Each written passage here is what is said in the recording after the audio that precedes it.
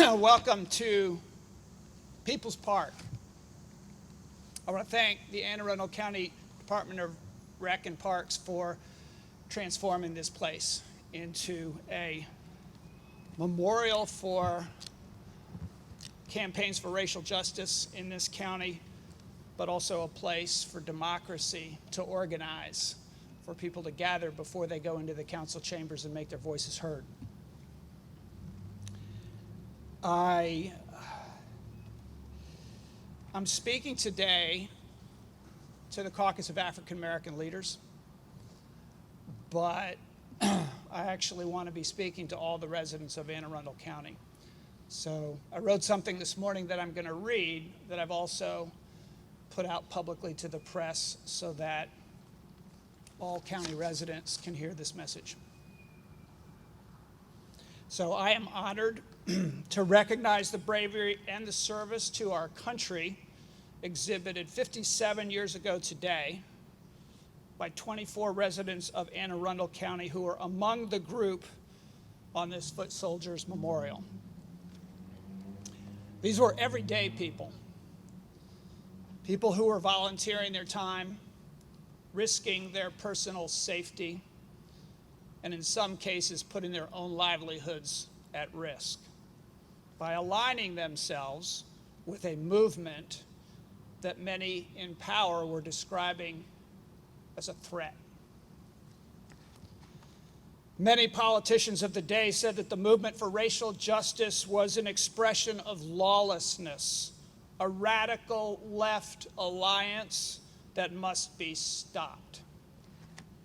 But it grew.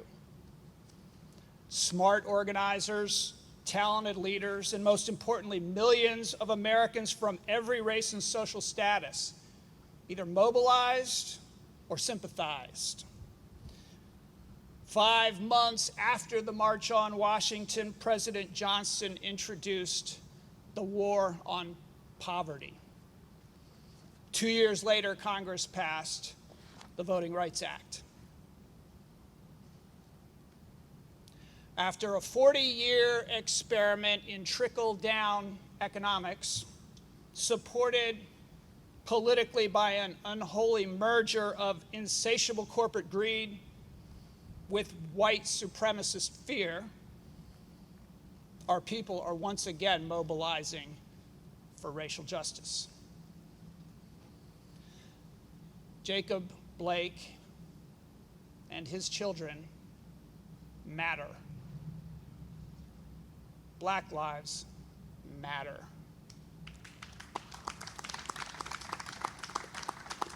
And for people who don't like hearing those three words, get used to it. Disparities in health, wealth, and opportunity are getting worse, not better. The federal government is once again sending troops to cities where peaceful protesters are demanding progress. Police officers are being pressured to take sides in a culture war that is driven by politicians and for-profit media conglomerates. As we look back on the March on Washington, most Americans realize that it was a unity march. It was good Americans reminding one another of the values that make America strong and that make all communities strong.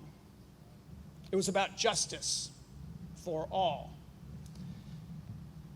So as we face an election season in which millions of dollars are being spent to divide us, let's all remember the lessons of the civil rights movement and of the March on Washington. Let's take a deep breath and remember that at the end of the day, we all want the same thing: peace, security, and an opportunity to live a good life in a connected community. So God bless the Anne Arundel County Foot Soldiers of 1963, and God bless the Anne Arundel County Foot Soldiers of 2020. So now I have some citations.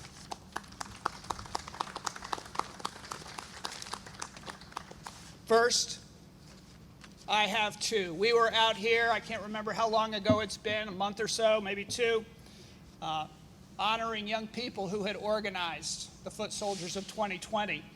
And I have two more that had not yet mobilized, but since then organized demonstration in Deal, another unlikely place in the county for this kind of campaign for social justice. And I want to thank them, both Jordan Can and Parker Harris, if you could come up here.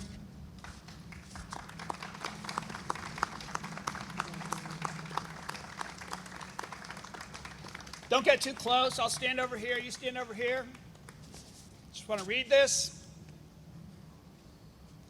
The citizens of Anne Arundel County, Maryland salute Jordan Can and Parker Harris in recognition of your leadership and your brave work demanding justice and an end to the systemic racism that has crippled this country for too long.